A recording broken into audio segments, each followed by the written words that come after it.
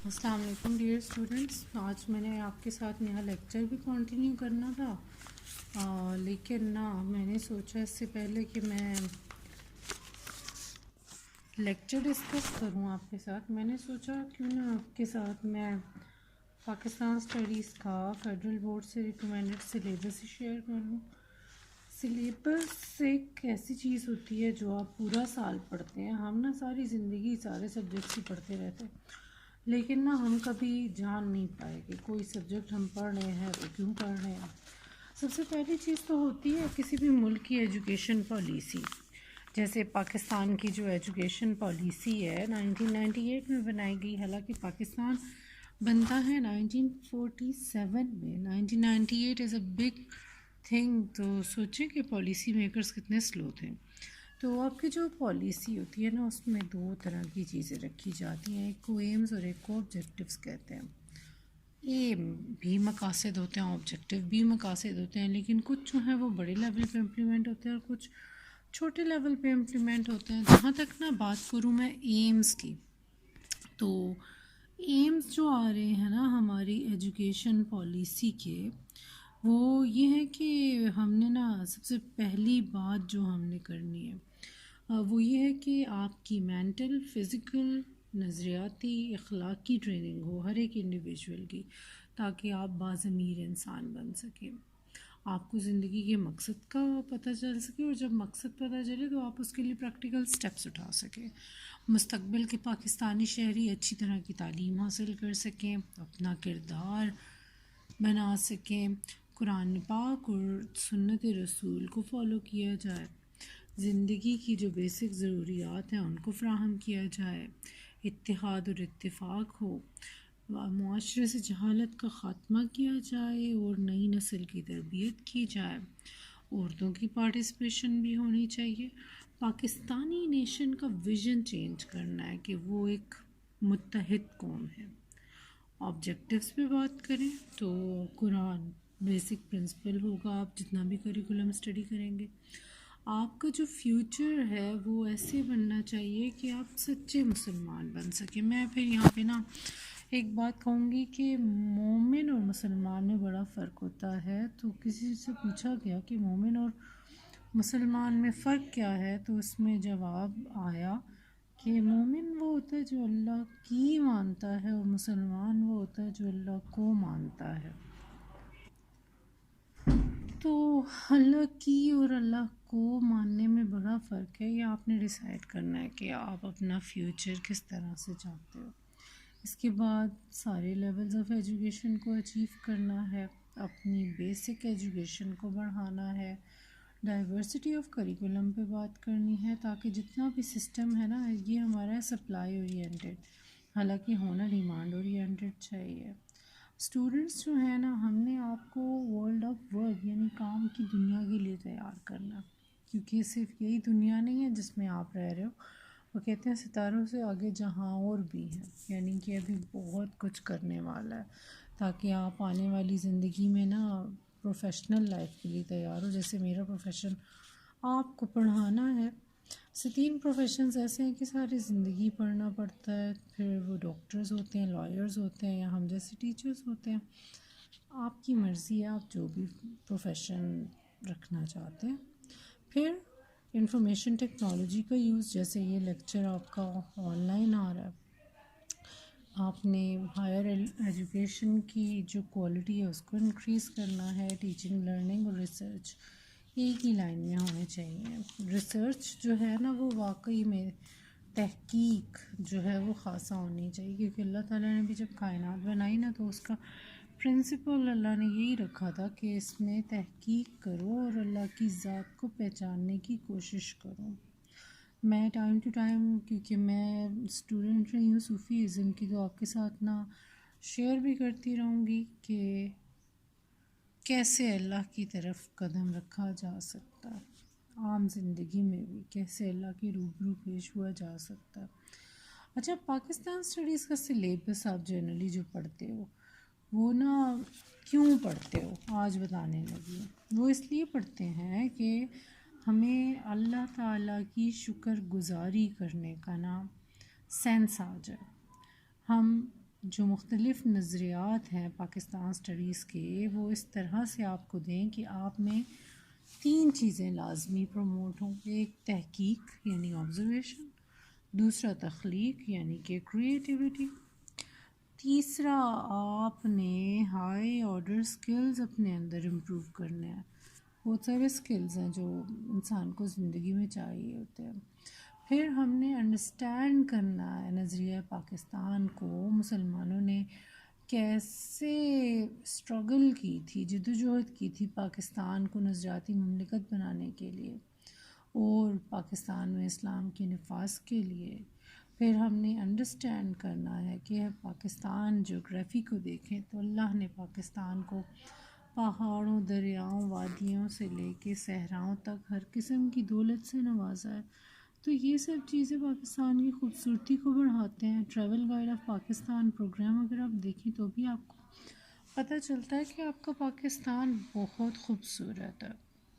उसके बाद आपके पास अवेयरनेस होनी चाहिए कि हम अपनी सोसाइटी में रह रहे हैं। जैसे आप सुबह से सुबह मूव करते हैं तो कैसे सोशल कल्चरल डिफरेंसेस आ जाते हैं, कैसे पैटर्न्स ऑफ सोसाइटी हैं, पैसे के लिहाज से लोग कैसे हैं। फिर लोगों में अवेयरनेस हो कि हम अपनी जो मुआशरती ज़िंदगी है इसमें कैसे एस्पेक्ट्स को अपनाएं कि हम अच्छे जाने जाए।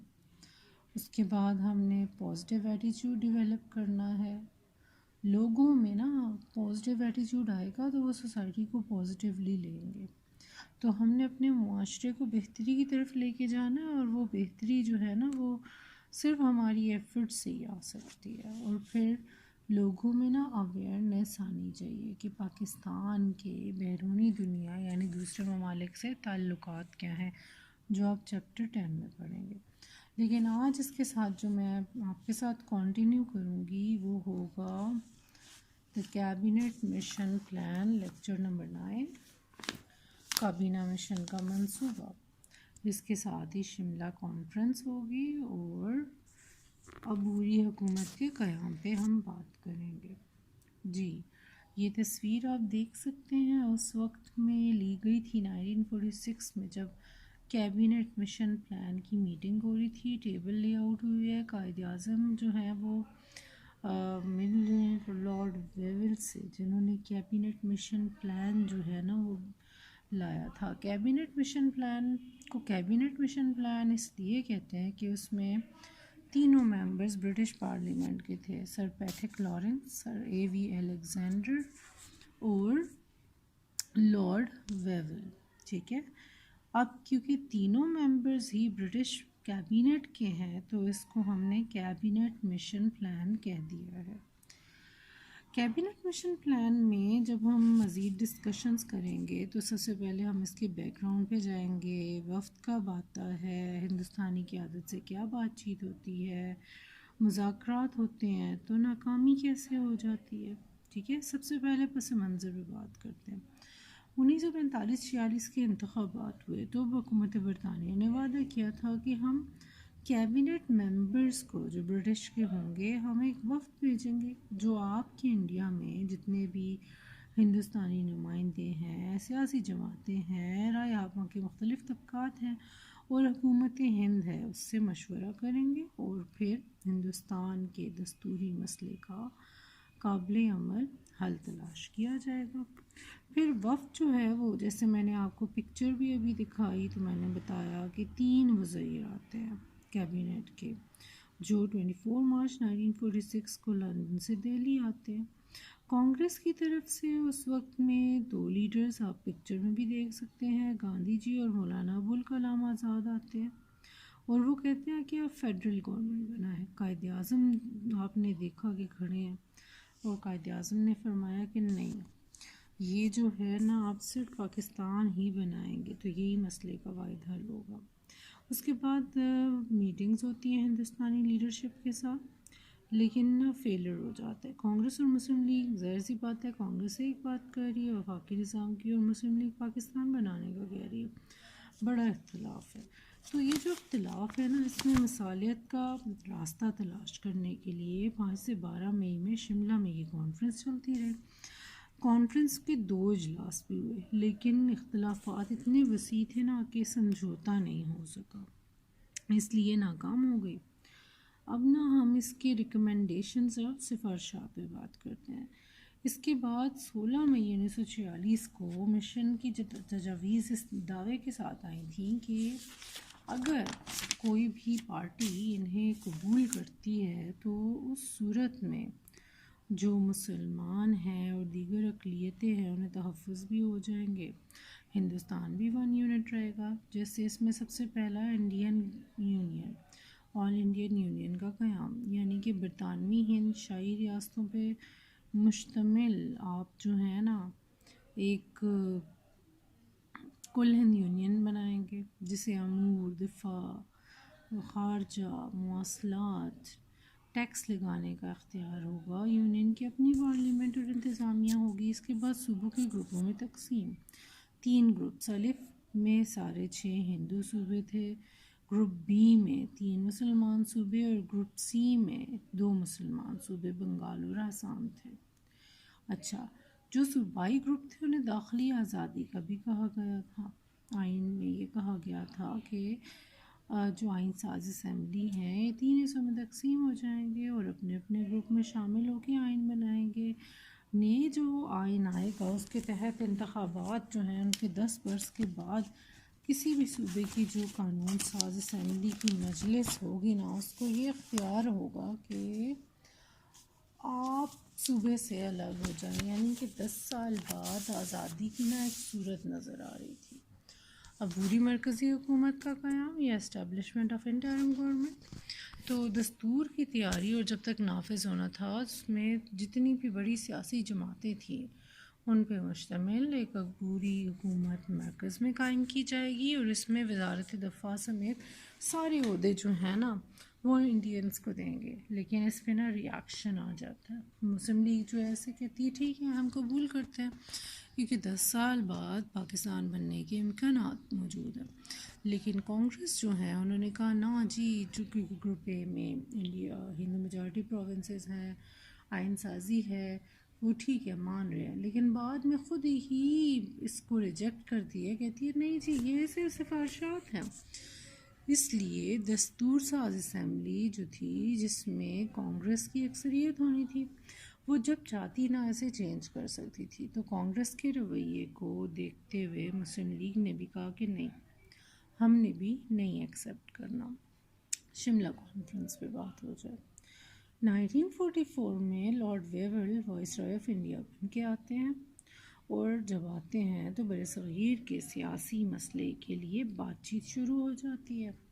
तो इनके मंसूबे में वादा किया गया कि वाइसराय की जो इंतज़ामी कौंसिल होगी उसमें फ़ौज के कमांडर इन चीफ के अलावा वो ब्रिटिश होगा, बाकी सारे हिंदुस्तानी होंगे अरकान, और इसमें सारी कौमियतों को नुमाइंदगी देंगे। मुस्लिम अरकान जो हैं वो आला ज़ात के हिंदुओं की तादाद के बराबर होंगे। अब ये जो मंसूबा है इस पर गौर व फिक्र के लिए जून 1945 में सारी सियासी जमातों की रहनुमाओं की कॉन्फ्रेंस शिमला में बुलाई जाती। गांधी जी नहीं आते, बाकी सारे आ जाते हैं। गांधी जी क्यों नहीं आते? क्योंकि वो पीछे कैबिनेट मिशन प्लान भी रिजेक्ट कर चुके हैं। कांग्रेस ये कहती है कि उसे मुसलमानों के लिए जो नशिस्तें हैं उसमें से एक नशिस्त कांग्रेस को भी मिलनी चाहिए, और अगर आप कांग्रेस को नहीं देते तो पंजाब की जो यूनियनिस्ट पार्टी है उसके मुसलमान मेंबर थे, मलिक खिज़र हयात की पार्टी थी, उन्होंने कहा उनकी पार्टी को दे दें। लेकिन कायदे आज़म ने स्ट्रेट अवे कहा कि नहीं जी, सिर्फ मुसलमानों की जो नुमाइंदा जमात है वो सिर्फ मुस्लिम लीग है, कोई यूनियनिस्ट पार्टी नहीं और कोई कांग्रेस नहीं। इसलिए शिमला कॉन्फ्रेंस भी नाकाम हो गई। अब हम ना बात करते हैं फॉर्मेशन ऑफ इंटरिम गवर्नमेंट या अबूरी हुकूमत का क़याम। अच्छा जी सबसे पहले हम इसमें कह रहे हैं काबीना मिशन मंसूबे पे अमल दरामद हो रहा है। पहला मरला है वाइसराय लॉर्ड वेवल 1946 जून में कह रहे हैं जी अबूरी हुकूमत कायम करनी है, और कहते हैं कि अगर कांग्रेस या मुस्लिम लीग नहीं शामिल होते तो भी हम गवर्नमेंट बना देंगे। तो मुस्लिम लीग जो है वो कहती है ठीक है हम शामिल हो जाते हैं, लेकिन कांग्रेस कहती है नहीं जी हमने शरीक ही नहीं होना। अब उसूल के मुताबिक वाइसराय को चाहिए कि वो मुस्लिम लीग को दावत दे दे, लेकिन क्योंकि उसकी हमदर्दियाँ कांग्रेस के साथ थी इसलिए उसने ऐसा नहीं किया। तो ऐसे में जो मुस्लिम लीग थी उन्होंने भी इस मंसूबे से लाताल्लुकी का ऐलान कर दिया और रसूल पाकिस्तान के लिए उन्होंने कहा कि हम ये रास्त इक़दाम मनाएंगे। नेहरू को जी इनवाइट किया जाता है कि आप गवर्नमेंट बनाओ, मुस्लिम लीग का इनकार हो गया तो 6 अगस्त 1947 को वाइसराय पंडित नेहरू को कहता है आप आए हुकूमत बना लें। हालांकि कांग्रेस पार्टी जो है ना वो तो रिजेक्ट कर चुकी है। तो मुस्लिम लीग फिर जो है वो कहती है ठीक है बन जाए। 16 अगस्त को 1946 को रास्त इक़दाम ही मनाएंगे, क्योंकि उस दिन रास्त इक़दाम में होना क्या है कि हुकूमत के जितने भी ख़िताब याफ्ता मुसलमान होंगे जिन्हें सर के ख़िताब भी मिले हुए हैं वो अपने ख़िताब वापस करेंगे। ये अपील इतनी मौसर हुई कि हिंदू जो थे उन्होंने इसको नाकाम बनाने के लिए मुस्लिम लीग के जो जलसे जुलूस थे उन पर हमले किए। कलकत्ता में हिंदू मुस्लिम फसादात, हज़ारों अफराद हलाक, पूरे मुल्क में फ़िरका वराना कशीदगी हो जाती है। अच्छा, इसके बाद ये जब हालात होते हैं तो हुकूमत सोचने पे मजबूर हो जाती है कि नहीं, मुस्लिम लीग जब तक नहीं है तो गवर्नमेंट नहीं चल सकती। इसलिए मुस्लिम लीग को भी दावत दे दी गई कि आप भी आइए और हमारे साथ शामिल हो जाएं। मुस्लिम लीग ने दावत कबूल की और 26 अक्टूबर को मुस्लिम लीग के 5 नुमाइंदों ने हलफ उठाया। उस वक्त में वज़ीर मालियात लियाकत अली ख़ान बनाए गए थे, जैसे हमाद अज़हर हैं अभी। तो क्योंकि जितने भी बाकी महकमे होते थे उन्हें मालियात के महकमे के आगे जाके अपनी एप्लीकेशंस देनी होती थी कि ये काम करने चाहते थे। अब जितने भी कांग्रेसी वज़रा थे वो, क्योंकि लियाकत अली ख़ान साहब ने ऐसा बजट उस वक्त में बनाया था कि कांग्रेस की जो सरपरस्ती करने वाले हिंदू सरमायाकार थे उनके मफादात पे ज़रब पड़ने लगी थी। इसलिए वो मुस्लिम लीग के सामने बेबस हो गए और कांग्रेस के लीडर्स जो थे उन्होंने खुद ही घुटने टेक के हुकूमत से कहा प्लीज़ मुसलमानों को पाकिस्तान बना के दे दो। तो ये तो था आज का लेक्चर। इसके बाद आपके लिए एक इस्लामी पैगाम है कि हज़रत इमाम ज़ैनुल आबिदीन से किसी ने पूछा कि सईद तरीन यानी सबसे अच्छा इंसान कौन है, तो उन्होंने फरमाया था कि वो शख्स जब राज़ी हो तो कभी भी बातिल पे ना राज़ी हो, गुस्सा करे तो उसका गुस्सा उसे हक बात से ख़ारिज ना करे। इसके बाद जी आपके लिए ये क्वेश्चंस हैं मैंने रखे हुए। फिर एंड पे हज़रत अबू उस्मान जुनैदी का कौल है वो आपने ख़ुद ही पढ़ना है और कोशिश करें कि आपने अपने अंदर इखलास प्रोड्यूस करना है। इसके साथ ही आपसे इजाज़त चाहती हूँ कि